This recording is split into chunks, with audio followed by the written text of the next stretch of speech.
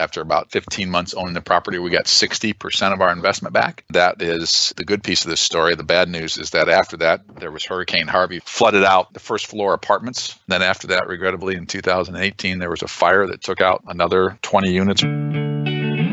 Welcome to the Rental Property Owner and Real Estate Investor Podcast, brought to you by the Rental Property Owner Association, providing benefits and services to real estate investors and rental property owners for over 48 years. With your host, Brian Hamrick from Hamrick Investment Group. This episode is sponsored by Green Property Management, managing everything from single-family homes to apartment complexes in the West Michigan area. Find out more at greenpropertymgt.com. And RCB and Associates, helping real estate investors and small business owners navigate the complex world of health insurance and Medicare benefits at rcbassociatesllc.com. Hello and welcome to episode 202. My guest today is focused exclusively on investing in multifamily and apartments. And with his partners, he's invested in 11 different properties with over 2,300 doors. But Randy Langenderfer wasn't always a multifamily investor. He got his start by house hacking his first duplex, and then he became a private money lender. Today we're going to discuss how and why Randy made the leap to apartments and how he managed to grow his portfolio so quickly, as well as what his goals are for the future. Randy, thanks for being on the show today. Brian, thanks for having me. It's a pleasure to be here. So why don't you tell us a little bit about yourself? I know you got started kind of house hacking your first duplex, but give us some background here. Sure, happy to do so. So I currently live in Missouri City, Texas, which is a suburb of Houston, Texas, on the southwest side, but a lifelong Buckeye. Born and raised on the western side of the state, moved to the Cleveland market before coming to Houston, and came down here for business purposes about 6.5 years ago, a job change. I'm currently working as the Chief Compliance and Audit Officer for a large academic medical institution in Houston. And along the way, I got my MBA in finance and CPA. Husband, father of 4 kids, 3 grown daughters, 1 17-year-old son still at home, and always kind of had an interest in real estate. As you said, my wife and I's first property we ever bought, rather than buying a home, a single-family home, we bought a duplex. Lived in that several years and always enthralled with it. And then there was a fairly long absence as I was raising a family, and that corporate ladder thing got involved for all of us, and realized in my early 50s that I needed to do something different because I wasn't going to be in corporate America forever, and I really liked the idea of passive investing. How did you get started? I mean, what steps did you take to enter into that world? Yeah, it was an interesting journey. I was still living in the Ohio market at the time when I guess this is about 8-9 years ago. Yeah, it was just about 2010, 2011. And my brother-in-law, who was an executive for a large regional bank, had been very successful and very well educated. He was a JD MBA who I greatly respected.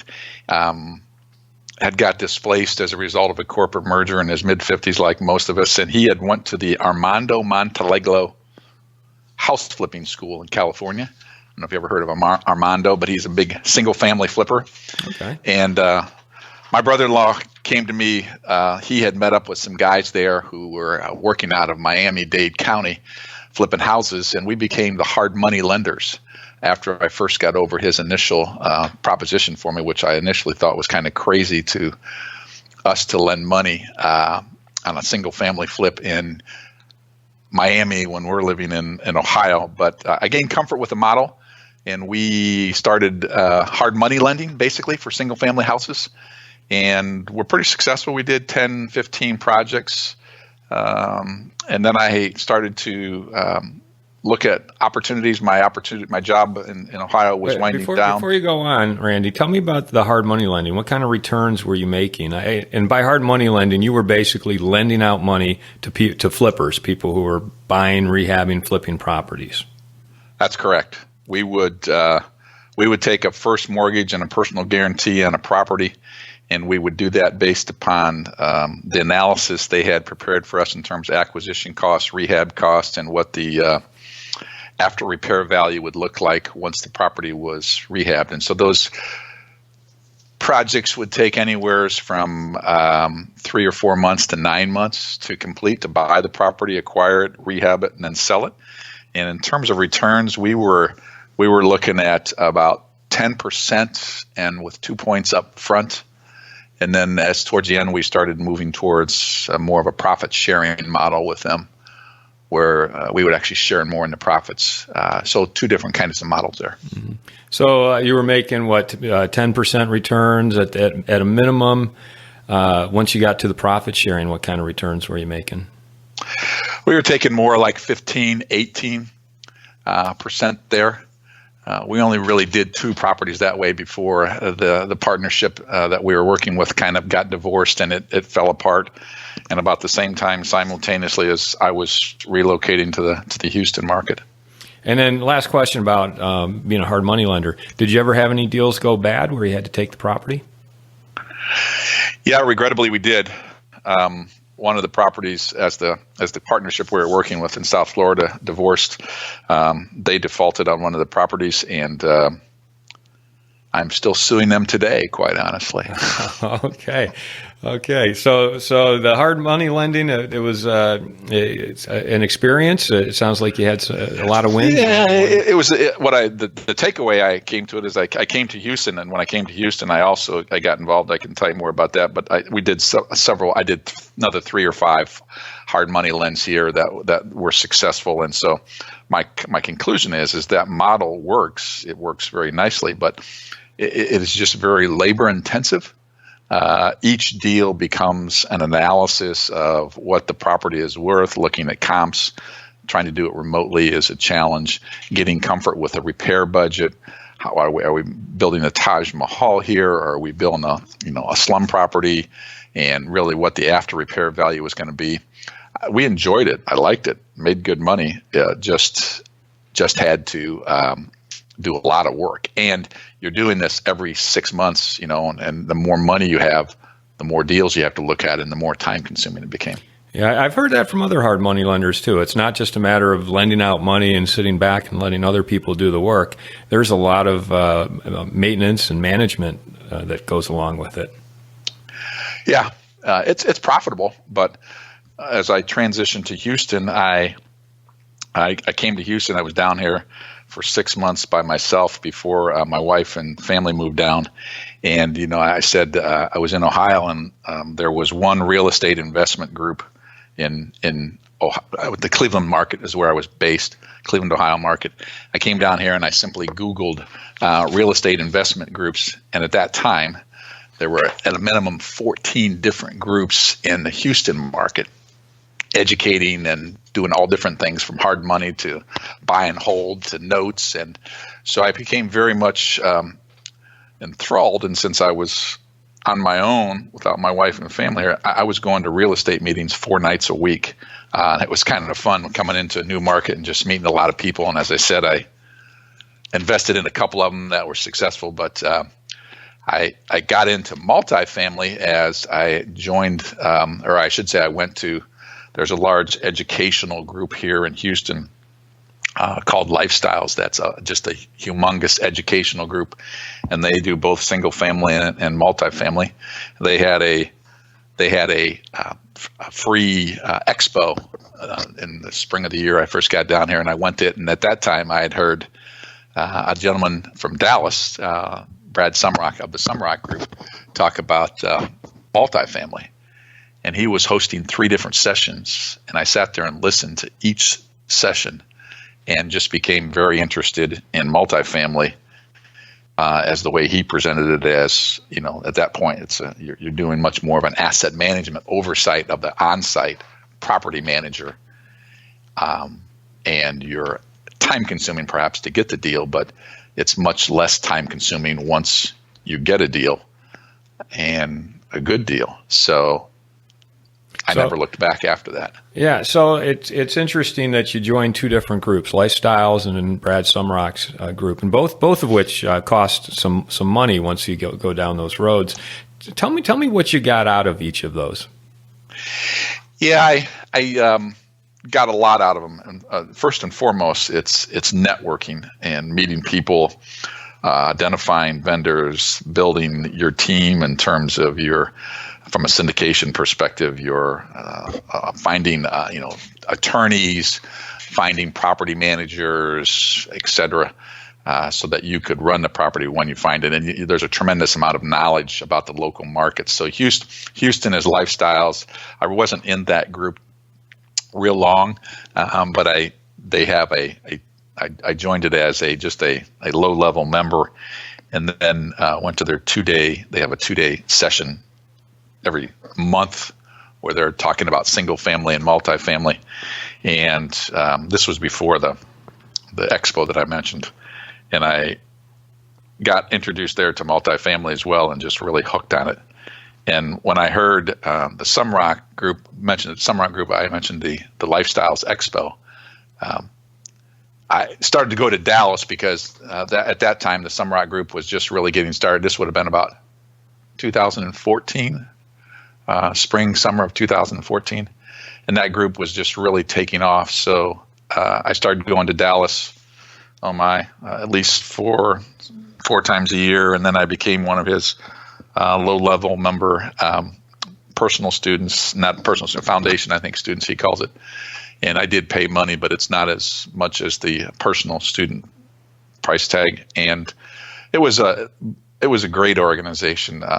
Taught me how to underwrite, taught me about property management somewhat, and the good news is about syndication, how to put a deal together. And the value of those groups is you just meet like-minded people that have the same desires as you, and you can bounce ideas off people. You make friends. You can call them, ask them, contacts.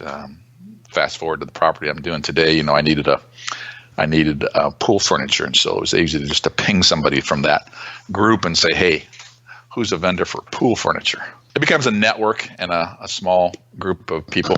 And now both of those organizations, Lifestyles is probably, probably 1,000.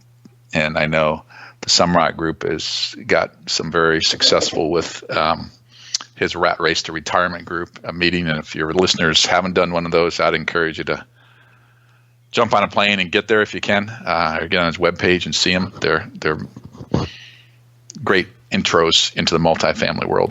If you are thinking of leaving your W-2 job and becoming a full-time real estate investor, one of the greatest costs you must consider is healthcare for you and your family. When I made this transition 5 years ago, I found the whole healthcare insurance process to be confusing and frustrating. That's why I'm glad I met Chad Creasy at RCB and Associates. Chad is a professional healthcare insurance agent who helps real estate investors and small business owners understand and choose their best healthcare options. And best of all, his services are covered by the insurance company and won't cost you a dime. If you are expecting a change in your healthcare insurance coverage for any reason, or losing employer coverage or transitioning into Medicare, then you owe it to yourself to contact Chad Creasy at rcbassociatesllc.com. At some point then you started investing in some apartments, whether it was other people's deals, and I know you had some that you were doing on your own.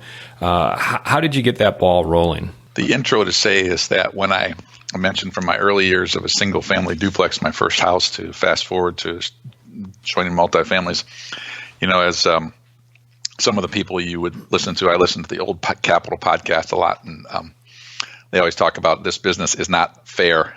It's not fair at all. And so it requires capital. It's not a no money down, no credit, no nothing. It requires capital. And so at that season of my life, when I started joining the Sumrock Group, that ecosystem has a lot of deals floating around there, and so it was easy to talk to people in that group at their events, hear about upcoming deals, gain comfort with the sponsors, and so I began to invest passively as a member of the Sumrock Group, and I'm at 11 now. I've gotten, I think, 3 outside of that group, but most of my passive investment opportunities have come from the Sumrock Group.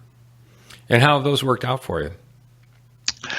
So I think I've been in a total of 14. 3 of them have gone full cycle. They have all done very well. I'll start with the bad news or perceived bad news. I'll let your listeners tell me if it's a bad story. I always tell. So for the first investment, I got in with a gentleman who was his first time sponsorship at the Sumrock deal, and it was a property in Port Arthur, Texas. And for those on your listening station, it's down on the coast. It literally sits right on the Gulf. It's a heavy chemical and petrochemical region of the world. A lot of oil-related jobs there, but good. And we bought that property. It was one that had been sitting vacant, actually, and a developer bought it, rehabbed it, and when we bought it, it only had about 65-70% occupancy. And so the play was, is the sponsor took out a bridge loan, and the play was just to lease it up. And we did, and he leased it up. And it after about 15 months owning the property, we got 60% of our investment back. Nice. And then that is the good piece of this story. The bad news is that after that, there was Hurricane Harvey, for your listeners, happened in 2017, that flooded out the first floor apartments of 220 building. About 110 of them got flooded out.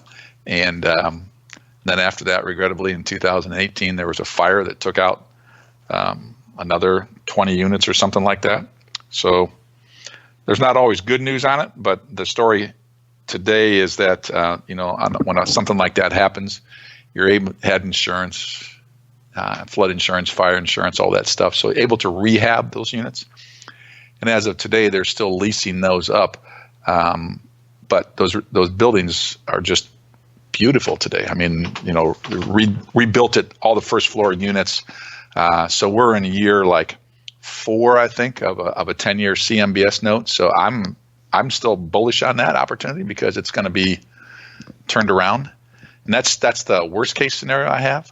The best case scenario I have is another passive investment in Beaumont, Texas, 95 doors. That is about 200 miles, or 150 miles east of Houston. A 4x return in about 24 months. When you say 4x return in 24 months, if you had invested $100,000 as a passive investor, let's say, you've actually received $400,000. Yes. Yes. Or in that example, for every dollar invested, you get 4 back. 4 back. Total return. That's the distributions and the sale. That's great. That's a grand slam home run in my mind. Absolutely. So the other one is another Houston-based property that just with a California sponsor that I've done, that we were in that 4 years, and that was a 2x return we just got out of recently. Another one that was Oklahoma-based city property didn't fare as well. It was only about a 1.35 return, 1.35x in 3 years. And then the other good one is myself and several people sponsored. Our first sponsorship was in 2018. And this is another long story, but we bought a property in Beaumont, Texas, 139-unit complex. And I had friends from my Sumrock group that said, Randy, don't do this because it's a classic property of what you don't do. It's a chiller boiler property with flat roofs, located, about 25 miles off the ocean. So we bought it in January of 2018 and started about our business plan. We raised, about $1.5 million. We're able to do that pretty quickly. So we were all excited. We took over the property in January of 2018. We knew we had property management challenges. The existing property manager had been, in addition to chiller boiler, this property was a 1965 build. So it's a 50-year-old asset with chiller boiler and flat roofs. we have take over the property. The property manager is not going to make it. The on-site property manager, I should say. I'd like to take a moment to tell you about Green Property Management. Not only do they manage everything from single-family homes to apartment complexes in the West Michigan area, they also manage my entire portfolio. So I can tell you from personal experience that their unique flat fee management style is worth a closer look. If you feel that your property isn't operating to its fullest potential, then Green Property Management can help you take a holistic approach that will save you money, eliminate your headaches, and increase your net income. And if you're a property manager interested in applying Green Property Management's model, give them a call at 1-866-95-GREEN or visit them on the web at greenpropertymgt.com. You inherited the previous on-site manager? Yeah, we elected to retain her and to give them, it was the on-site and the firm that was performing the property management. We retained both of them from the existing one because they had so much knowledge and history there. And so I guess what we learned is that the property management company was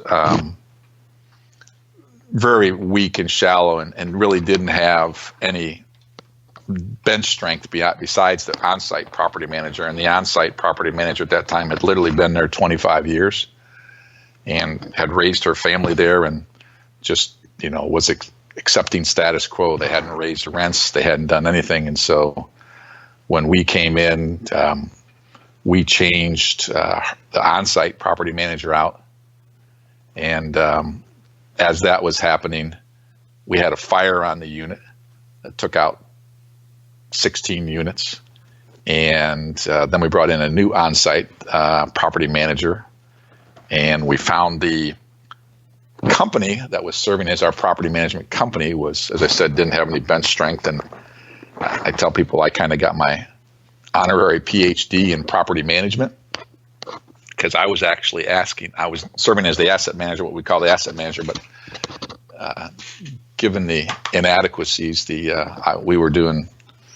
I was doing everything. I was doing leasing calls, discussing maintenance, hiring, et cetera, et cetera. And I did it voluntarily because I wanted to learn. It was my first sponsorship. And since I had other people's money involved, I was very astute and aware of that and wanted to make sure they had return. So I was willing to do that level of work, but I really quickly realized it's not what I want to do in the long term.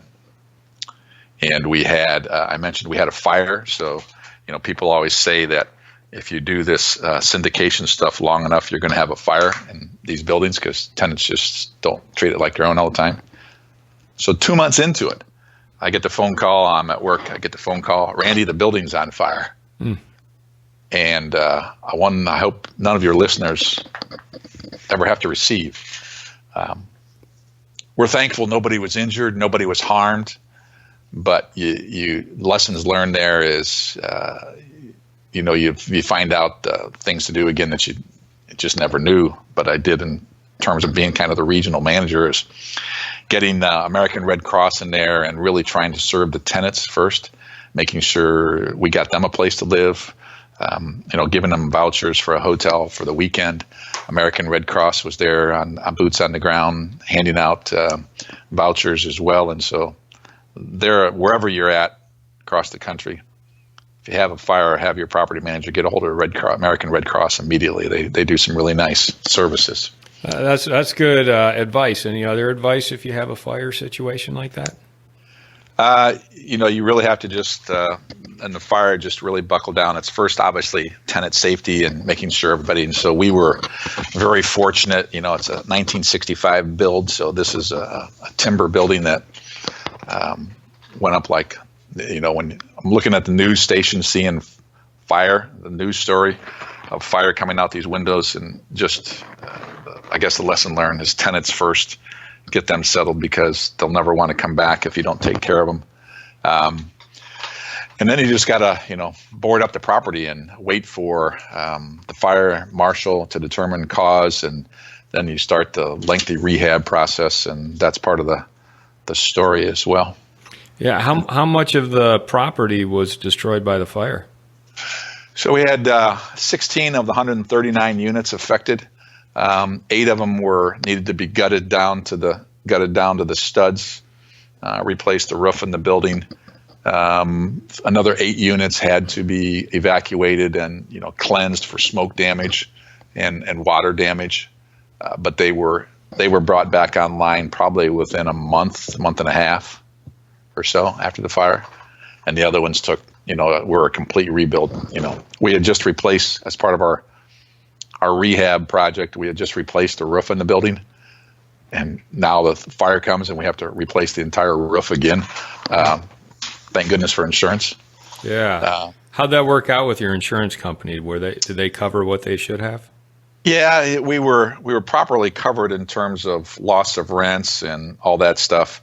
As you know, it is something that is nobody wants to happen, but from an insurance perspective, we were adequately covered and we got all of our money, but it just takes a long time. For instance, loss of rents, we had loss of rents built into our policy, but that doesn't come until the property is rebuilt entirely, and you have to document then your loss of rents, showing leases and all that stuff. So, the fire happened we bought it in January, happened in March. I don't think we started getting reimbursed until October, November of last year when that happened. So it creates a cash flow squeeze, but we were able to weather it. Our investors had to be kind of put on hold for a little bit, but I think they understood it. And just something you never want to live through. Where are you now with the property? Is it back online, and are you making money? Well, I'm very happy to say that's the positive end of the story is that so we bought it in January of 18. We had a fire in March of 18. We went through two on-site property managers, changed property management companies, et cetera, and mid-October it is going to sell at a 2x return to our investors. That's great.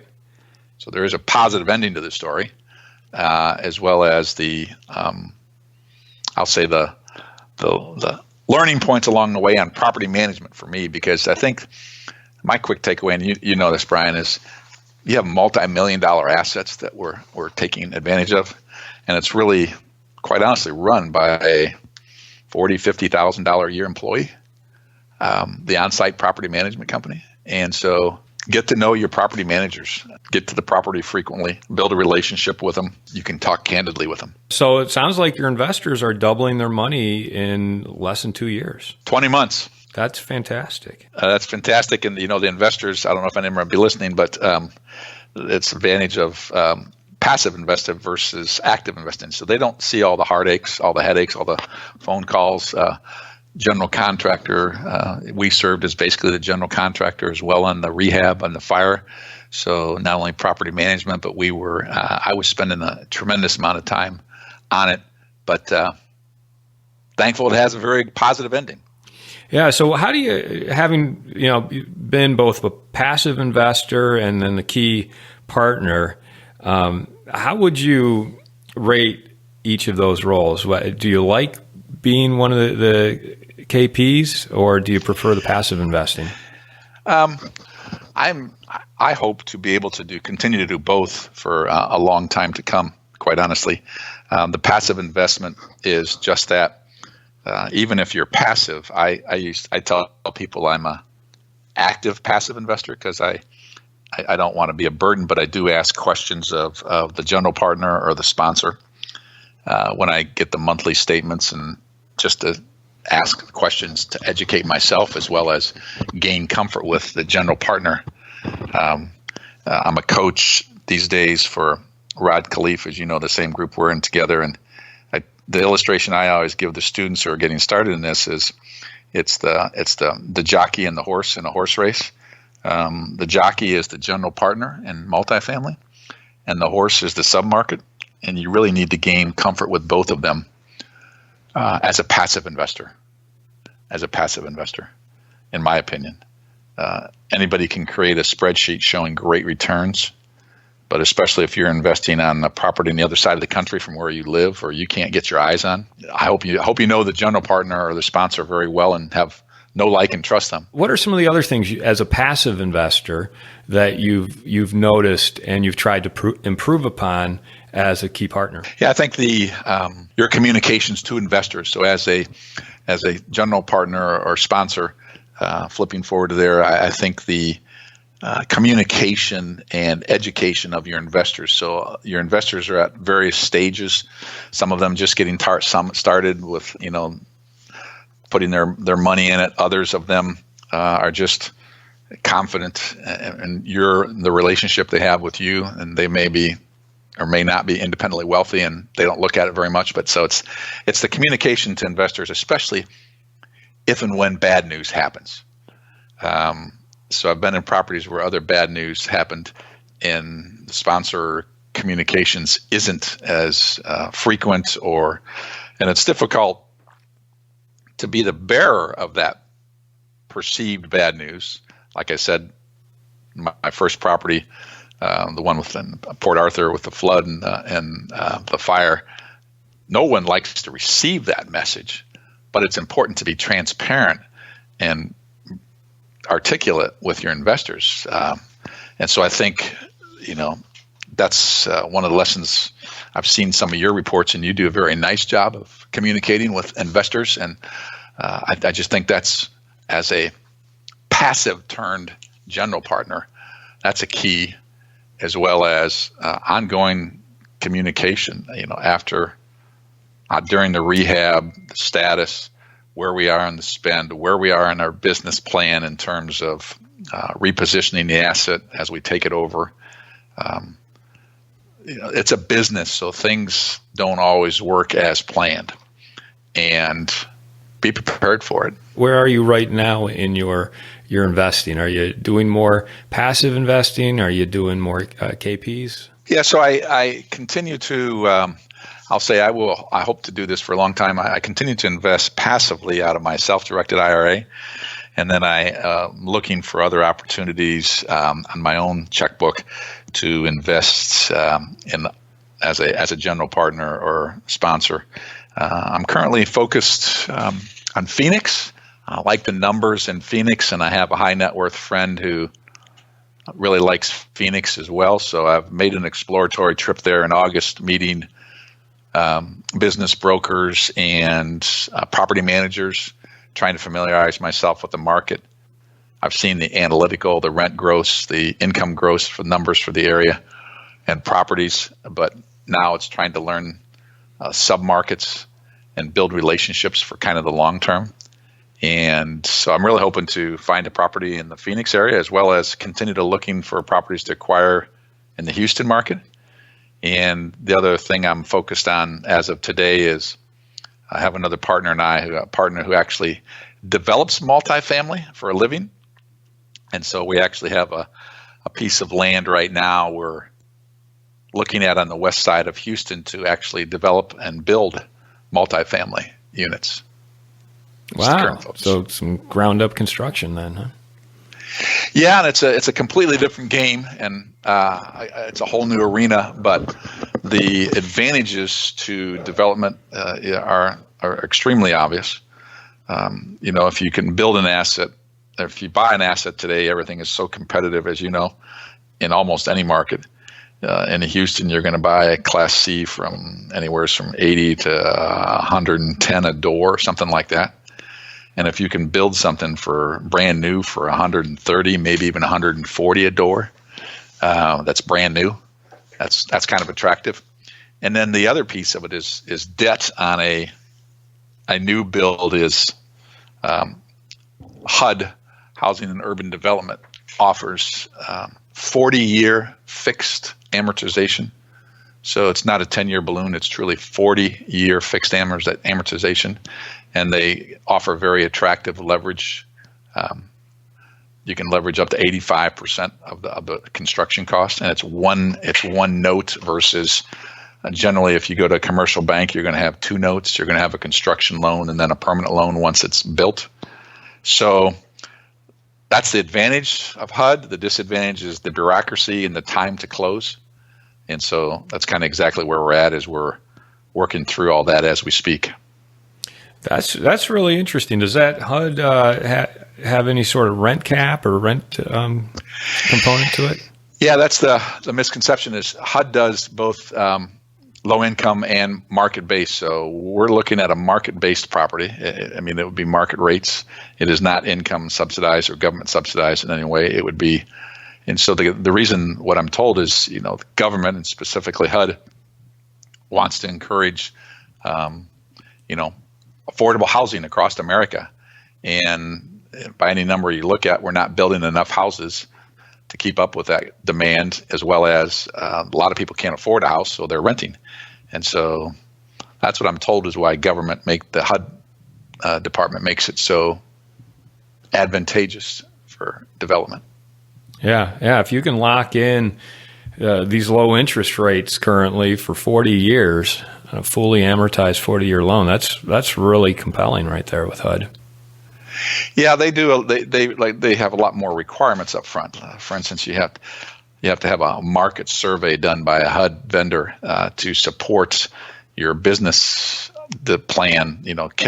If HUD has already a bunch of units in the area you're building, they won't go too saturated. So that's one requirement. They're going to do a market analysis to make sure that the area, the submarket, can support the number of units and the type of units you want to build. So that's a negative in terms of time and bureaucracy. How much does that report cost, and how long does it take for them to put it together? I'm told 6 to 8 weeks to put it together, and it's going to be about. I should know that off the top of my head. I have it in a piece of paper. I want to say it's like $20,000 to do that. Oh my gosh, $20,000 to do a 20 to 30 grand, say.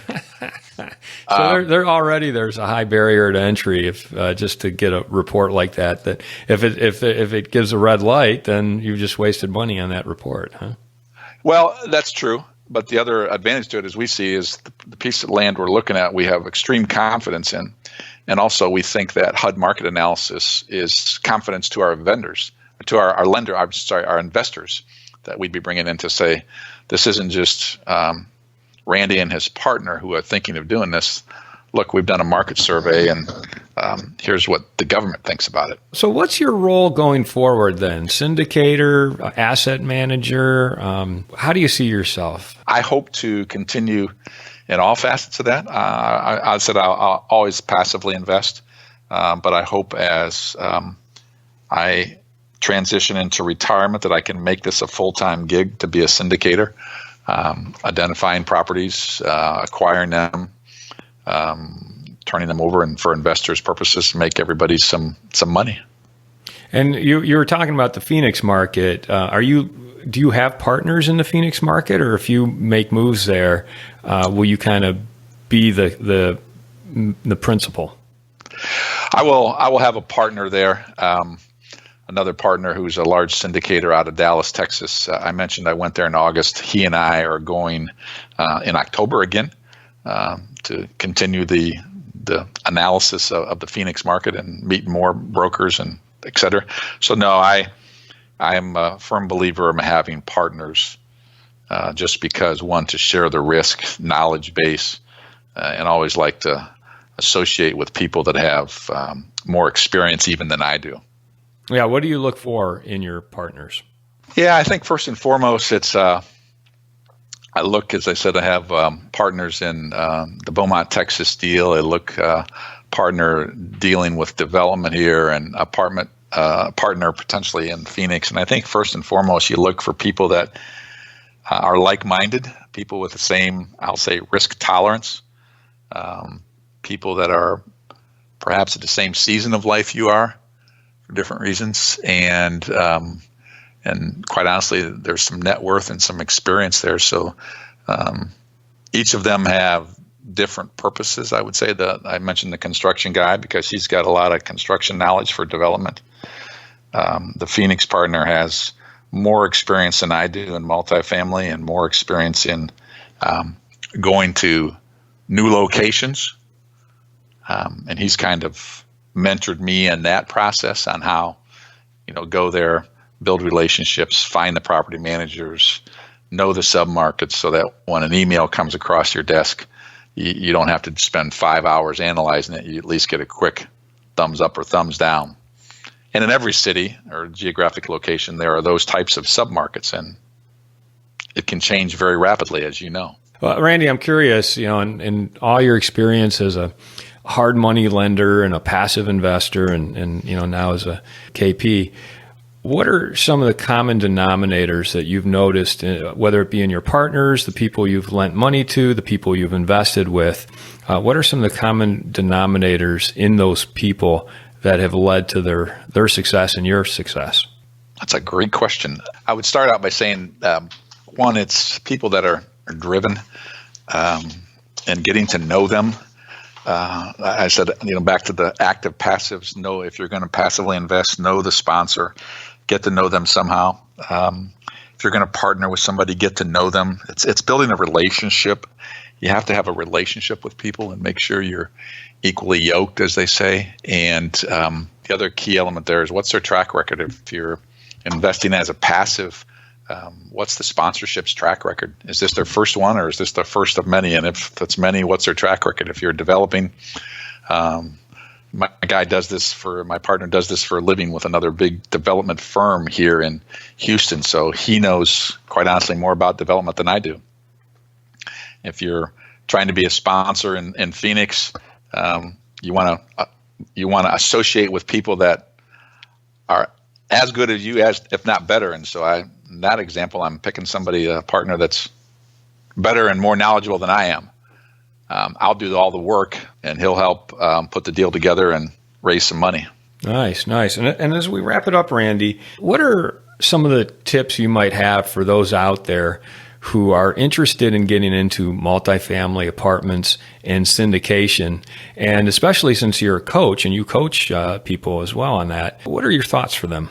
Well, I think first and foremost is you got to educate yourself. I would be, and I tell people even that want to be passive investors, there's really no such thing as a true passive investment. Unless you're independently wealthy and just have money to throw at something, I'd encourage you to educate yourself. And so the best way to educate yourself is, for the new people on your podcast here, is podcasts. I mean, this is a great one. I listen to you, Brian, all the time, and you've got some great guests. Appreciate being here. And there are other ones out there as well that I know you're aware of. All you have to do is Google real estate or get on your iTunes and look for real estate podcast. There's a plethora of them out there. And I think the other one is to get educated is to join one of the groups, whether I say join one of the national groups if you can afford it. If you can't afford it, there's just Google meetups in your area. I mean, that's another common element in the contemporary world, is just Google real estate meetups in your area. I was talking to a student that's in rural Ohio and encourage him to do that. He's now, he's driving half hour, 40 minutes to go to a real estate meetup for multifamily in Dayton, Ohio. Just Google it. They're everywhere. Yeah, good for him. Yeah, meetup groups are great. And if you can't find one and that you're interested in, start one. Yeah, there you go. Yeah. So how would our audience get a hold of you? Yeah, pretty simply. I'd say my email is, I can put it in the show notes for you, but it's randy.langenderfer at invest-arc.com. That's randy.langenderfer, LANGENDERFER at invest-arc.com is the easiest way. I can even put my cell phone number out there, 281-410-5659. Love to chat with you if you ever have something I can help you with. Well, Randy, this has been really, really interesting and fun talking about apartments and multifamily.